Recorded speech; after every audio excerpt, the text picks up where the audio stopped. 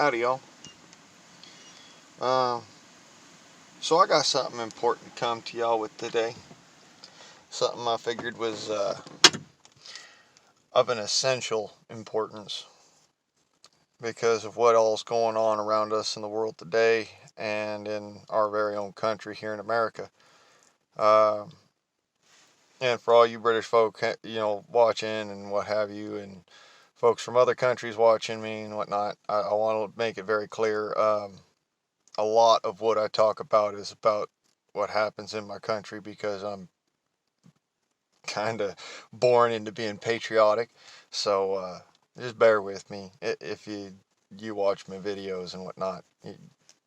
There's good that come out of it, and y'all can actually assume some of the credit, as it were, for some of the ways that we as Americans hold ourselves. So. But I want you all to tell me down in the comment section below. I can't think of it off the top of my head who said it. But there's a famous quote that I remember. And that is, the only reason why a government would wish to take arms from its people is if they were then going to do something that the people would shoot them for. I want you to think about that for a second because I just come across some interesting shit happened recently up north, and about an ATF agent that got arrested for trying to serve an unlawful search and seizure, as it were. Or a lawful search. I don't know. You can't really call it lawful search and seizure if you're a constitutionalist like I am, so I'll call it unlawful search and seizure. Because anytime that the ATF is coming to take your arms, they are working in a counterproductive action to the United States Constitution and to our very fundamentals of our society. The way that we carry ourselves and the way that we have a strong country is a lot to do with the Second Amendment of the United States Constitution. That amendment in itself states that the militia is necessary to the security of a free state. That's not just for the instance of, militaries both at home and abroad. That is also for the instance of securing peaceful turnover of government in the instance that it is necessitated. It's there for securing the people in their homes, the people in their about day to day, and so much that in the instance you need to defend yourself, and there is clause for self-defense in the Constitution. I don't like it that people say that, because the American Constitution definitely does give clause and, legislature to the effect of self-defense. In fact, one could argue that your self-defense goes where you go. Okay? Because you don't stop living at your front gate. You're not dead after you walk past your front gate. You are a living human being. Where you go, so too should your arms. Okay? Now, this is one of the reasons why I don't like to travel out of country, specifically because I'm not allowed to take my guns with me. Think about that for a second. It should really bother you as an American that you are not allowed to defend yourself, where you are. It's fundamental to who we are as a people. That, yes, we will adhere to the law of the land where we can, but if it conflicts with our Constitution, we should take stand. I'm not trying to rhyme here. It's just a quirk of, the facts. You are a human being. which means that you are living, you're a breathing creature on this planet. And when we do not adhere to that fact, we are willing to accept such atrocities to our person that our ancestors would have looked upon us and laughed. Not in hilarity, but in pity. Now, it's hard for me to think about this kind of problem coming about and happening, in our country. I have a problem with flies in my truck, as everybody knows how that one goes. But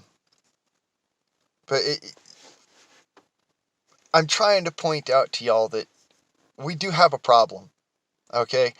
Whoever wins the fucking election, however they go with that bullshit, it's all bullshit, in my opinion. Because if one vote is held fraudulent, then all votes are nullified. If one elector does not represent, then all electors are nullified. This is the problem, okay? And the reason why we need a true solution to this, a way to make it so that the vote cannot be nullified. Meaning that you can't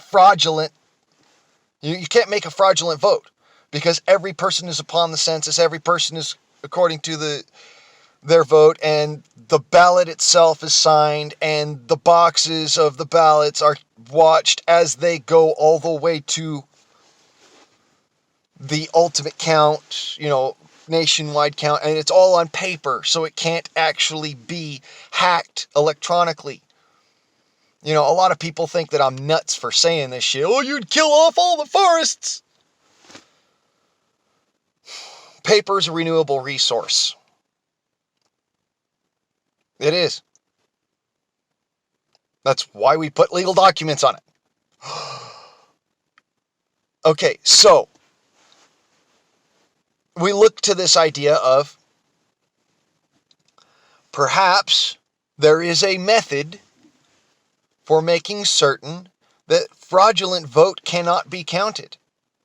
And perhaps we're not taking that route because it gives power to those with currency. See, I don't like that ideal. Just because you have money, you have power. I have knowledge, therefore I am empowered. That's the important thing that most of our society has lost. And all these kids nowadays thinking, oh, I'm the hottest shit on the planet because I know so much. This gray in my beard has taught me that that's a load of horse hockey. Alright? Did y'all see him? Little fucking shit bird.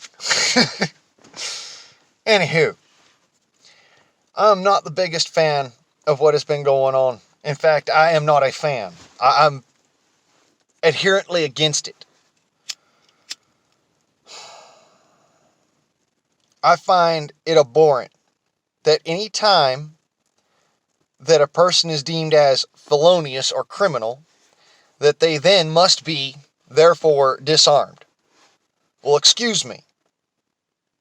Just because you made one motherfucking fuck up does not mean you're going to fuck up again.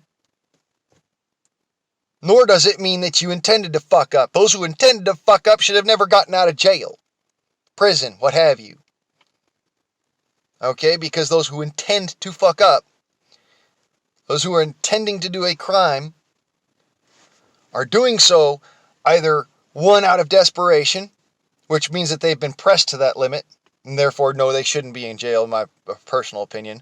And second option is that they enjoy it.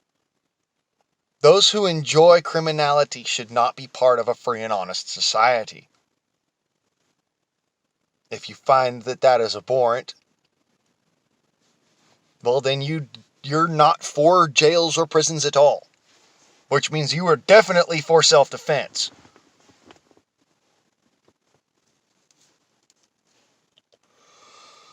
Now,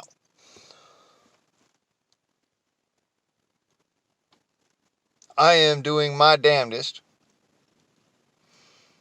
to hold my end and hold the line for a reason. Benjamin Franklin is the one who's been quoted saying, I think the most quoted saying,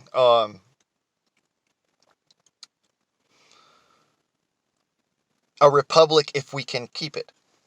When asked, great sir, what have we created? Great mind, what have we created? A republic, a constitutional, independent republic, if we can keep it. And it's if we can keep it part. That's the important part of it. You have to fight for it. You have to go the extra mile. Okay? Walk through the fire and the flames. You've got to be the strongest, the baddest. See through the smoke and the fire.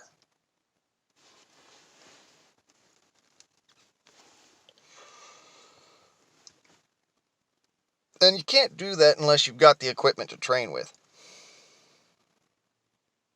You can't do that when there are those attempting to stop you or stall you.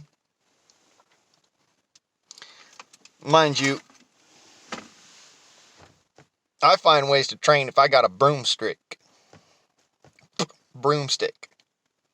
Yes, I have a speech impediment. Duck you, I'm dyslexic.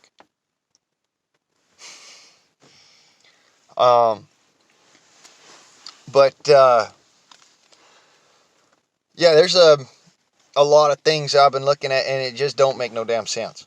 Like, why would you show up to a place with you're the only person? Did you steal booze? That don't sound very agent-like to me. Sorry, but I think you got a fucking cash flow, and if you're drinking more than your cash flow can allow, son, you got a problem. You might want to fix that. Alright? Now, don't get me wrong, I drink. But I drink beer, and I buy my beer. I don't steal my beer. I buy my beer. I think I stole beer one time I was a teenager, dumb shit you do when you're a kid. No, you don't go running around and fucking, as an adult with a job, doing your fucking duty, going and fucking stealing beer. You're stealing booze for that matter. What? Couldn't afford it? No, I know what it was. I'm a cop, so I can get away with shit. Shit that normal people can't get away with.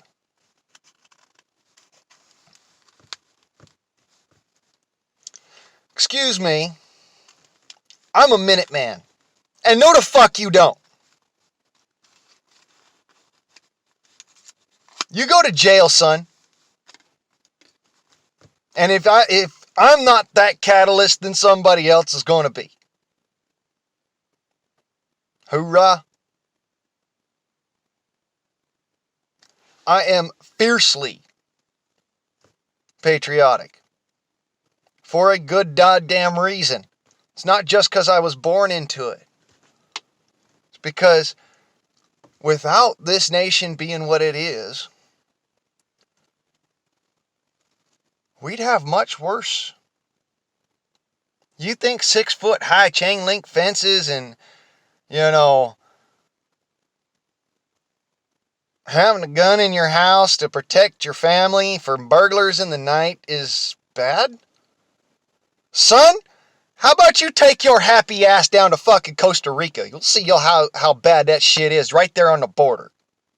You look across the fucking border, people's walls are fucking 20 feet high, got concertina wire, fucking motherfuckers with AK sitting there over the top like, okay, please, motherfucker, give me a reason. And you want to say, well, what we got here is a bad thing? Son, we've got the ability to trust each other because we're all equally armed. That's the nice thing. We're all equally armed. We all know we can kill each other, so we don't. See how that works? Mad? You kill me, I'm gonna kill you.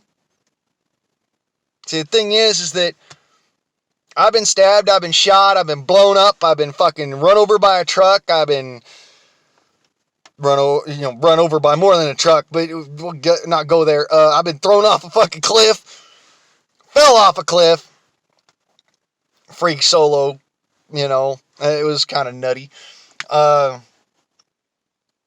Don't free solo with a full pack, it's just not smart. Let me see here. I've hunted dangerous game with underpowered rifles. I mean, I've been to the limit. All right, I've seen some shit. All right, not just fucking urban combat or civilian combat situations. I'm talking, I've seen some shit. All right, and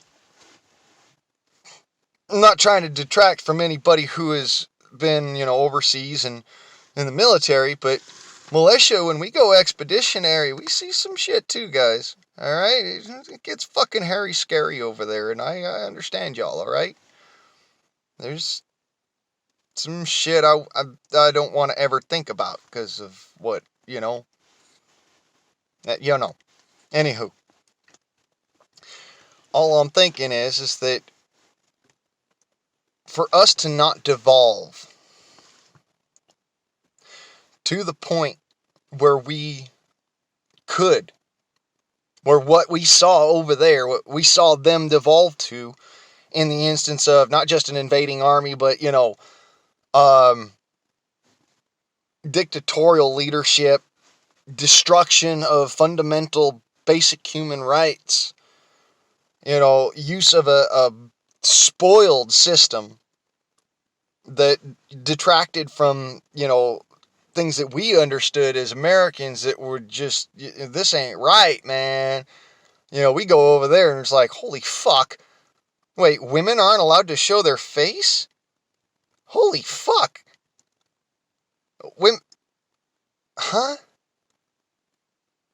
Got like these kids running around fucking, nobody watching them, nobody caring, like, just fucking running around like crazy.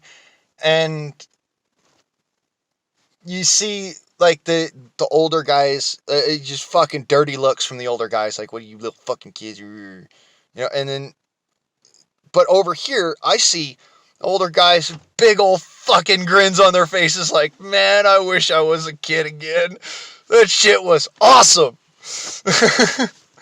So, you see, this is what I'm talking about. It's like, there was a disgruntlement that was not apparent when I left. That when I came back, I saw a little bit, but not like we saw over there, man. It was fucking different. Like, if a kid spoke in an adult's presence, didn't matter if it was a boy or a girl, if a kid spoke in an adult's presence while another adult was present, two men present, because they didn't consider women adults, or even, part of the upper part of society that holds society up. Women they stay at home and,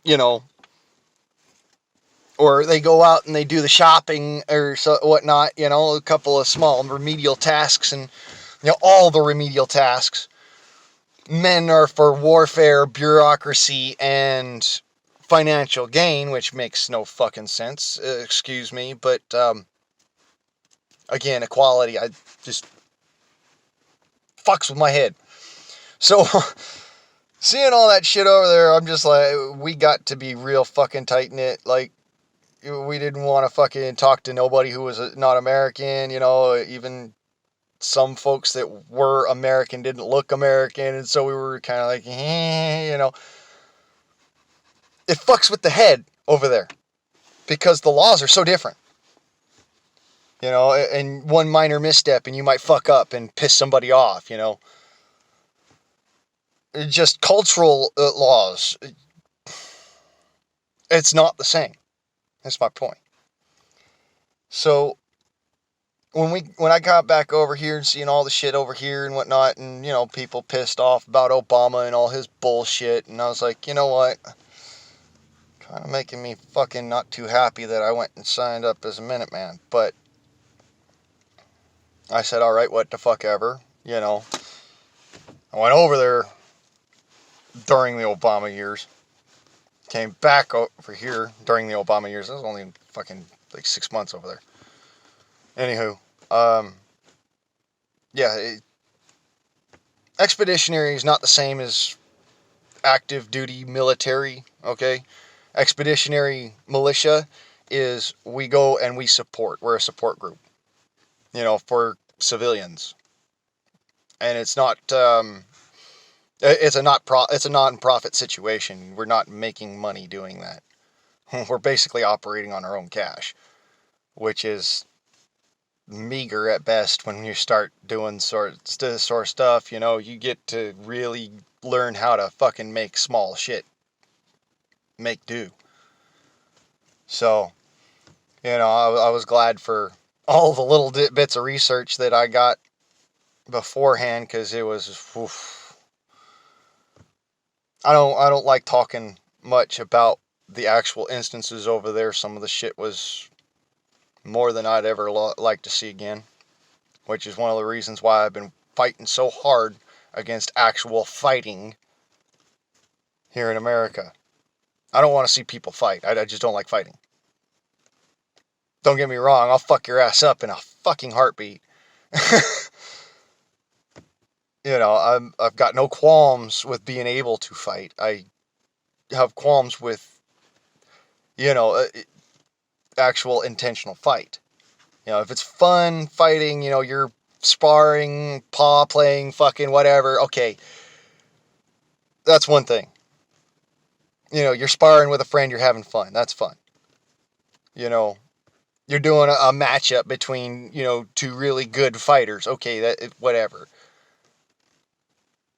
War's a total different fucking story. When you're killing to kill, because you want to survive, it's a whole fucking different story. So I don't like talking about that shit. Sorry for my little PTSD rant. Anywho, my point was that when I got back over here, some of the shit that I was seeing just broke my heart.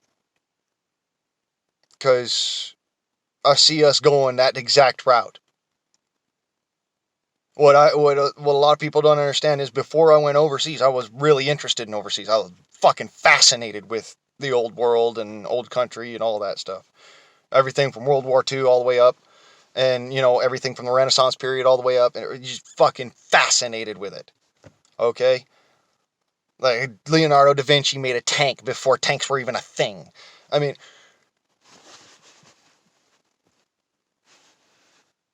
some of this shit just got, like, I got really into it. So, once I saw the progression that they made, and now I see the progression we're making, we cannot lose those certain fundamentals which made our country. That's the important part that I saw that made the difference, okay, between us and them. Between them now and us now. And us then and them then. Okay? And, if we were to go back even further, as far as it goes, I'm not going to get into the history lesson. Let me just suffice to say this. It was best when America received its sovereignty, when America became. That was the best thing that had ever happened. All right? And I want to say this, not trying to belittle you guys in other countries. Y'all, like I said, without y'all, there wouldn't be an America. Now, that's both a good and a bad thing. All right? Good in the sense that without Magna Carta, without the Parliament in England, without a lot of these other ideals, without some of the ideals from the Native American tribes, without some of the ideals from ancient China, okay, from Japan, from, all of the ancient societies, Greece, fuck, Greece, what? Think about it. Without all of these ancient societies, we wouldn't have America. Okay? And so that's why I'm saying it's not to belittle y'all. But without remembering these fundamental pointers, these parts that created our country and made it what it is, we take on all of the mistakes that the ancient societies up to today in other countries have made. And these are the mistakes we cannot make unless we are to seal our own fate and allow our own downfall. Now, this is why the Founding Fathers wrote in that very important clause into United States law, into the Constitution, the creation of our country, the foundation upon which our country would be built. That piece of paper, parchment, lambskin, freaking goat skin, goat hide with a oatmeal crusting on it and whatnot, that made our country. That's what created it. And that fundamental law, speak your peace. No matter what the fuck anyone else ever says, because you have a right to it. And bear arms to protect yourself, protect others, and protect your freedoms. I think there was a song, which, not too long ago, but also very long ago. The Minstrel Boy. Y'all of the 7th Voluntary Cavalry, y'all know what I'm talking about. Minstrel Boy, to the war has gone. In the ranks of death you will find him. His father's sword he is girded on, and his wild harp slung behind him. It speaks to the presence of a warrior spirit. Okay? And then the next lines, which to me speak, just leaps and bounds about what our country, what America is. Soul of song, said the warrior bard, though all this world will betray me, at least my rights this sword shall guard. One faithful harp shall praise thee. I want you to think on those words. At least my rights this sword shall guard.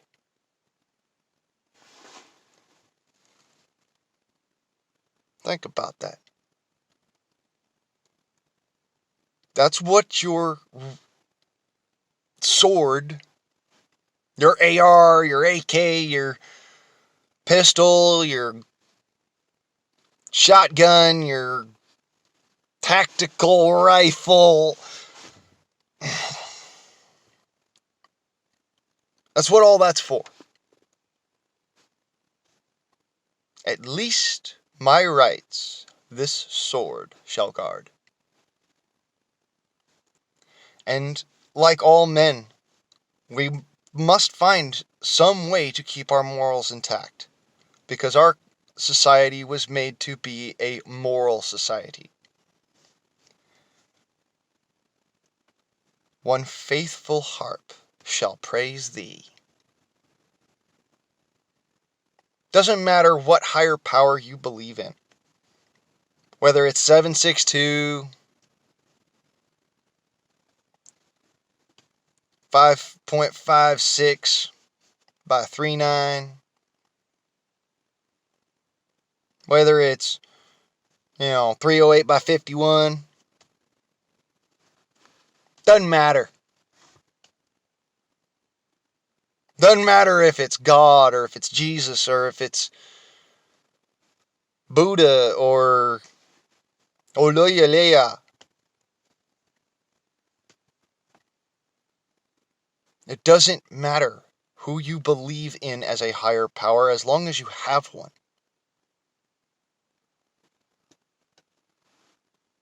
Because the important part is that you have to keep your morals intact, and your morals are attached to the higher power. Whether it's the grand designer, creator, what have you, it doesn't matter. If you have a moral center, I can trust you. See how that works? If you are morally resolved, I can trust you. That's a difficult task for any man to avail, is my trust.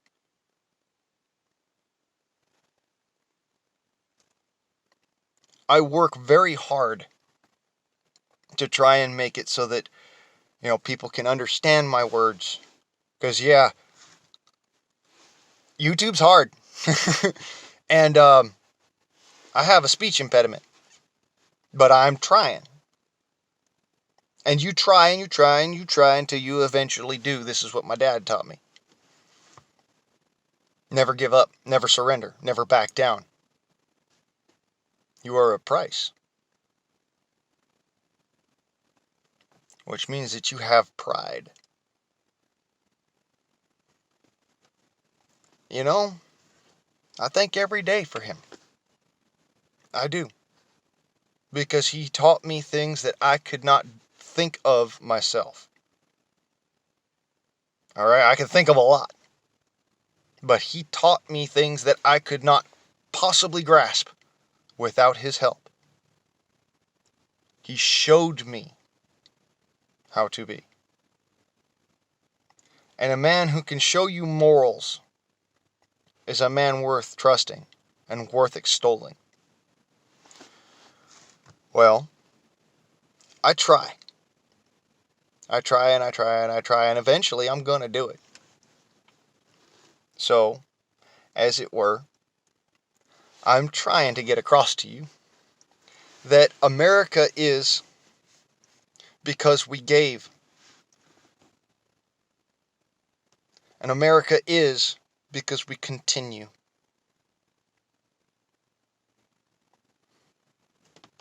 I'll leave y'all with that.